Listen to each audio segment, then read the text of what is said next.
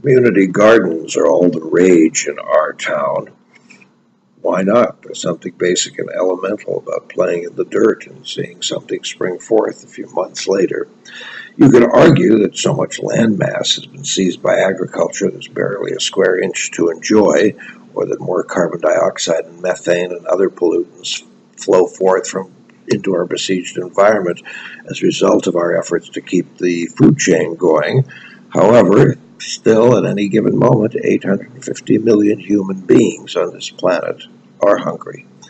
Yeah, you could point out these and other unsavory and disturbing facts. For example, that land not given to agriculture is more often than not used for grazing, which geometrically increases the polluting strains on our air and oxygen. But none of these points will stop those of us who live in cities and towns from the desire to grow something and eat something fresh from our own efforts. Well, there's a particular stretch of several blocks right here in the center of the city where such gardens are not only flourishing, but they're just downright beautiful. Not only are people, mostly by the way apartment dwellers, growing tomatoes, several varieties of lettuce and kale, carrots, rhubarbs, raspberries, but the widest possible range of flowers, exotic and otherwise. On top of that, each warden of every modest plot seems to have created little outdoor rooms replete with Adirondacks, benches, striped slingbacks, or plastic beach chairs. There seems to be an unwritten, unspoken, open invitation right there. Hey, take a load off, my friend. Sit a moment. Smell, breathe, close your eyes, open them, and see anew.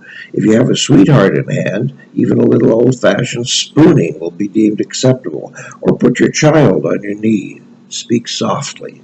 Point out the explosion of the sunflower or the determination of that vine. You may have a cell phone in your pocket or bag, but for these few moments, pay it no mind. It would be very easy to drive by or hurry by these community gardens and dismiss them as some leftover hippy-dippy conceit. But the guardians of these domains come from every age and belief system and demographic and style of dress and speech. Pickle. We must not forget the lovely words that Tom Jones set to the music of Harvey Schmidt in their 1960 musical hit, The Fantastics. It only ran for 42 years off Broadway. Plant a radish, get a radish, never any doubt. That's why I love vegetables, you know what they're about.